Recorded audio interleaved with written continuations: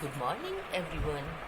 Myself, Dr. Rekha Badoria, Assistant Professor, PG government college Jhalawar. बच्चों, आज हम एक नया टॉपिक स्टार्ट करेंगे आपके साथ, जो है बाल विवाह यानी चाइल्ड मैरिज। जैसे हमारा समाज जो है वो पुरुष प्रधान समाज है और हमारे समाज में स्त्रियों को विवाह करने का और पुरुषों को विवाह करने का एक अधिकार प्रदान किया गया है। पुरुष अपनी मर्जी से विवाह करते हैं, पर लड़कियों का या स्त्रियों का जो विवाह होता है वो उसके माता पिता के द्वारा निश्चित किया जाता है। तो हमारे समाज में जब थोड़ा सा शिक्षा का स्तर निम्न था और आज जैसा विकसित समाज नहीं था, आज जैसा मशीनीकरण नहीं था, आज जैसे बड़े बड़े उद्योग धंधे नहीं थे, सारी 75% जनसंख्या जो थी वो गांव में निवास करती थी। तो उस समय की जो एक प्रथा थी वो थी बाल विवाह की, कि एक छोटी सी आयु में ना समझ बच्ची का विवाह एक पुरुष के साथ कर दिया जाता था। पूर्ण रूप से इसका अधिकार उसके माता पिता को प्राप्त था। अतः हम देखते हैं कि प्राचीन काल से हिंदू में विवाह एक बहुत ही पवित्र संस्कार के रूप में माना जाता है। इससे प्रत्येक हिंदू के लिए यह आवश्यक कर्तव्य भी माना गया है, क्योंकि इसके द्वारा विभिन्न ऋणों से और पुरुषार्थों एवं आश्रमों से हमें उसकी पूर्ति करनी होती है। विवाह धर्म, परिवार, समाज एवं जाति का मुख्य आधार रहा है। प्राचीन समाज में विवाह बंधन में बंधने वाले दोनों ही पक्ष परस्पर एक दूसरे का सम्मान करते और वैवाहिक कर्तव्यों को निभाते थे। लेकिन समय के साथ साथ सामाजिक, आर्थिक एवं राजनीतिक क्षेत्र में कई परिवर्तन हुए और इन परिवर्तनों ने हमारी सामाजिक संस्थाओं को प्रभावित किया। उससे हमारी विवाह नामक पूर्ति संस्था भी अछूती नहीं रह पाई और समाज में रूढ़ियाँ बढ़ती जा रही और बिना तर्क के उन्हें स्वीकार किया गया। ईश्वर के नाम पर धर्म और समाज में अनेक कुप्रथाओं ने जन्म लिया और हमारे धर्म भीरू समाज ने उन्हें दृढ़ता प्रदान की और इन्हीं परिस्थितियों के कारण हमारे समाज में हिंदू से संबंधित अनेक समस्याओं ने जन्म लिया और उस समस्याओं में से एक प्रमुख समस्या थी बाल विवाह। विवाह का एक महत्वपूर्ण पक्ष यह था कि विवाह के समय वर एवं वधू की आयु क्या हो। परिपक्व आयु में के विवाह होने पर वर एवं वधू अपने जीवन साथी का चुनाव स्वयं करते थे और नाबालिग बच्चों में विवाह उनके माता पिता एवं संरक्षकों द्वारा विवाह साथी चयन में महत्वपूर्ण भूमिका निभाई जाती है। हिंदू धर्मशास्त्रों में विवाह की आयु को लेकर बड़ा ही मतभेद पाया जाता है। वैदिक युग में 16 या 17 वर्ष की कन्या और 20 वर्ष के लड़के का विवाह होता था। गृह सूत्र में नरगिका अथवा नग्निका के विवाह का सुझाव दिया गया। 8 से 12 वर्ष की कन्या को नरगिका कहा गया है। महाभारत में 16 वर्ष की कन्या को नग्निका कहा गया है। महाभारत में पति पत्नी की आयु क्रमशः 30 वर्ष तथा 10 वर्ष, 21 व 7 वर्ष बताई गई है और मनु संहिता में 30 वर्ष के पुरुष को 12 वर्ष की कन्या व 24 वर्ष के पुरुष को 8 वर्ष की कन्या विवाह करने की सलाह दी गई। वात्स्यन में अपने कामसूत्र में यौवन प्राप्त लड़की को ही विवाह की स्वीकृति दी है। प्राचीन समय में प्रत्येक पुरुष वेदों के अध्ययन में 12 वर्ष लगाता था और 8 वर्ष की आयु में वह यज्ञोपवीत होने के बाद ही वह वेदों के अध्ययन करने जाता था। और इस प्रकार स्पष्ट था कि उस समय विवाह की आयु 20 वर्ष से कम नहीं थी। स्मृतिकारों ने और विशिष्ट ईसा के 400 वर्ष पूर्व से बाल विवाह का समर्थन किया जाने लगा। स्पष्ट है कि प्राचीन काल में लड़कियों के लिए विवाह यौवना प्रारंभ से पूर्व करने की श्रेष्ठ माना गया। ब्राह्मणों में तो यह आयु 8 और 10 वर्ष की स्वीकार की गई, किंतु इसका यह तात्पर्य नहीं बाल विवाह युग की प्रथा बन गई थी। अब हम देखेंगे कि उस समय बाल विवाह के क्या कारण थे। तो सबसे पहले था एक संस्कार का सिद्धांत, तब जो संस्कार माना था वो विवाह का प्रमुख कारण था कि संस्कार सिद्धांत के अंतर्गत प्रत्येक हिंदू को अपने जीवन में अनेक संस्कार करने पड़ते थे, जो गर्भाधान से प्रारंभ होकर दाह संस्कार में समाप्त होते थे।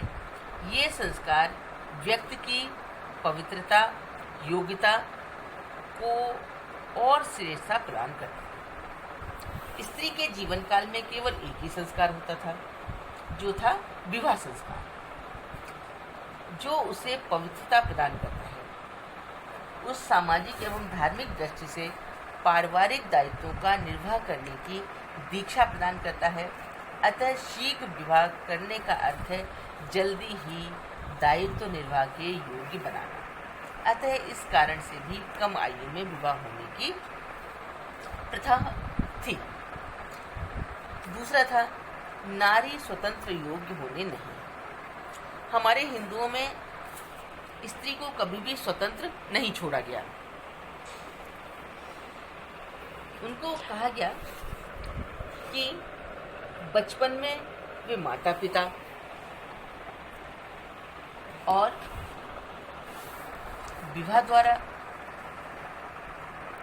के बाद पति के द्वारा और वृद्धावस्था में पुत्रों का उस पर अधिकार होता है।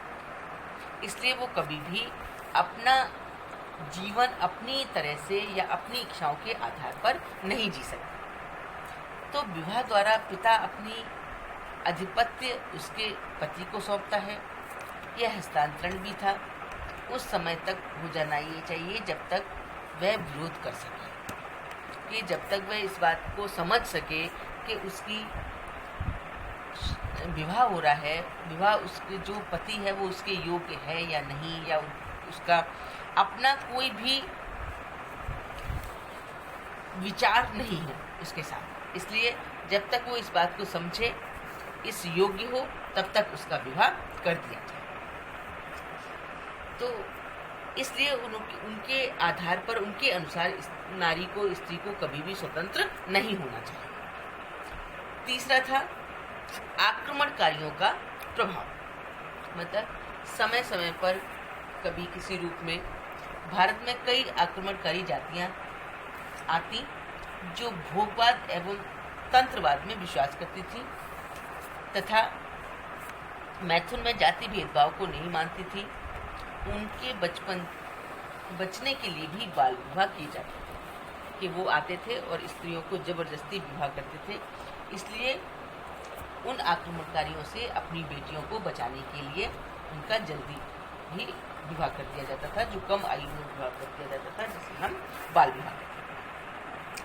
चौथा था अनुलोम विवाह पर रोक, कि अनुलोम विवाह पर रोक में भी पिता को अच्छा वर मिलते ही विवाह के लिए प्रोत्साहित किया जाता था, कि जब भी, चाहे वो उसकी आयु कुछ भी है और उन्होंने उसके लिए पति का चुनाव करना शुरू किया, और जब भी ऐसा उसको सुयोग वर मिल गया तो उन्होंने तुरंत उसकी विवाह कर दिया, उसकी आयु पर कोई ध्यान नहीं दिया गया।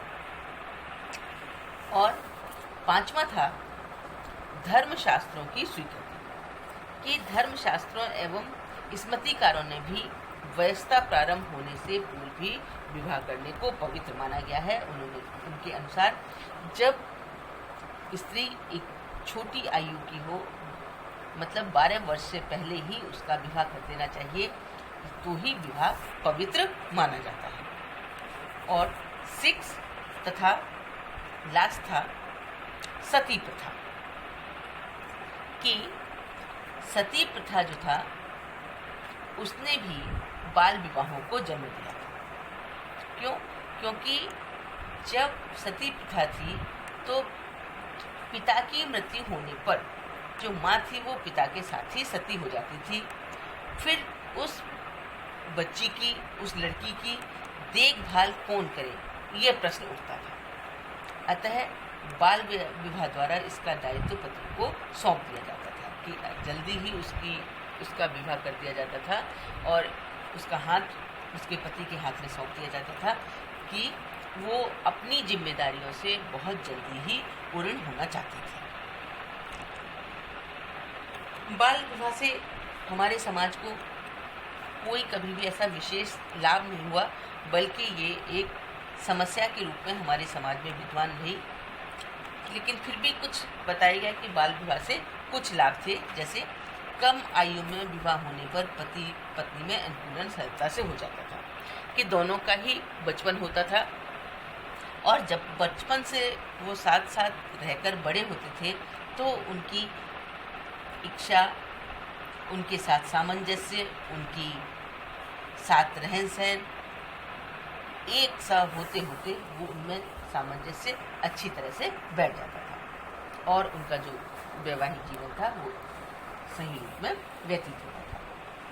दूसरा, बाल विवाह होने पर पुरुष पर परिवार या भरण पोषण का भार आ जाता था।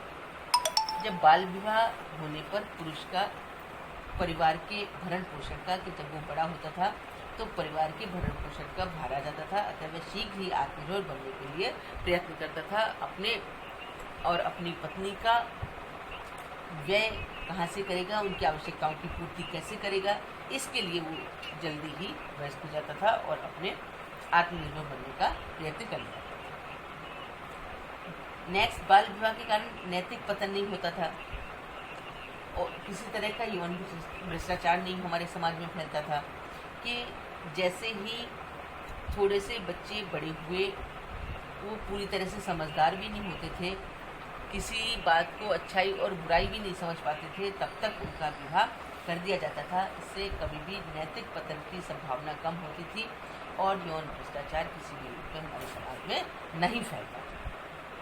लेकिन ये एक दो लाभ के बाद या एक दो अपने लाभान्वित विचारों से देखा जाए तो बाल विवाह से हमारे समाज में बहुत ही हानियाँ थी, बहुत ही परेशानियाँ थी और बहुत ही एक ये कुप्रथा के रूप में हमारे समाज में एक जन्म ले चुका था।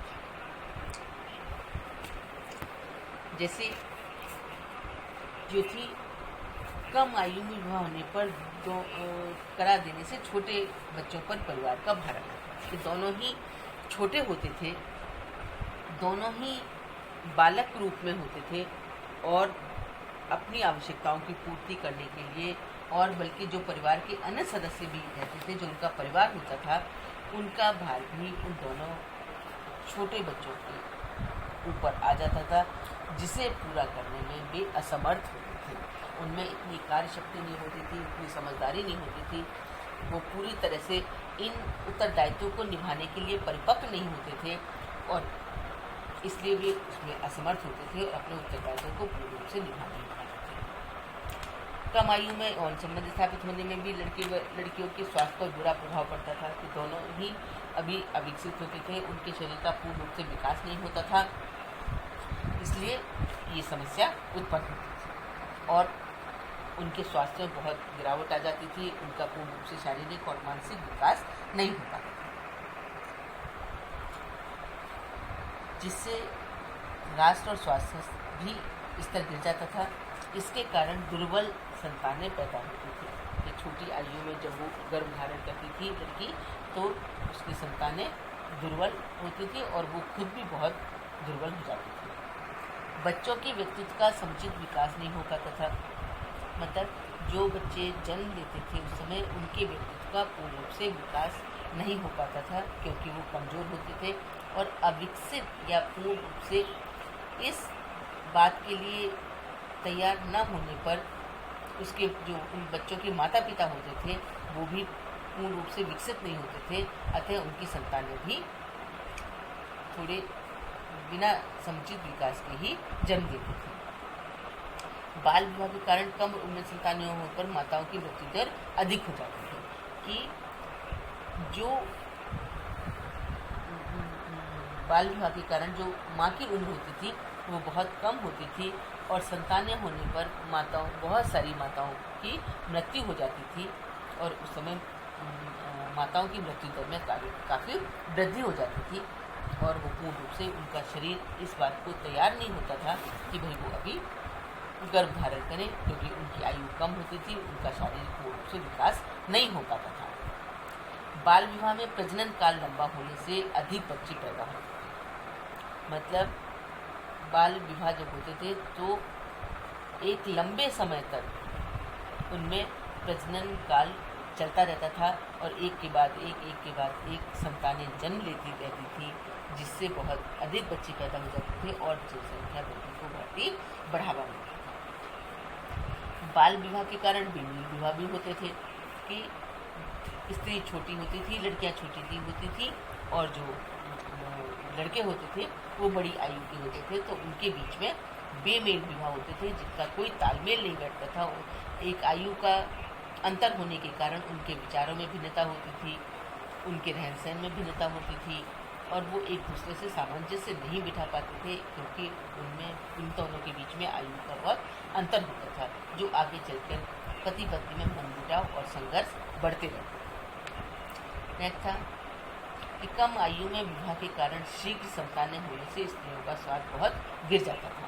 कि कम आयु में जैसे ही वो गर्भ धारण करती थी, संतानें जन्म लेती थी, तो स्त्रियों का आयु छोटी होती थी, इसलिए उनके स्वास्थ्य पर बहुत बुरा प्रभाव पड़ता था और कम आयु में भी उनकी मृत्यु हो जाती थी। इससे पुरुषों की अधिकता एवं स्त्रियों की कमी के होने के कारण समाज में असंतुलन पैदा होता है। स्त्रियाँ जो थी वो स्त्रियाँ जो मृत्यु दर थी वो बहुत बढ़ रही थी और उनकी जो स्त्रियों की मृत्यु दर बढ़ रहा था और पुरुष अधिक रहते थे, तो समाज में जो स्त्री और पुरुषों का संतुलन था वो काफ़ी ऊपर नीचे हो रहा था, बिगड़ रहा था।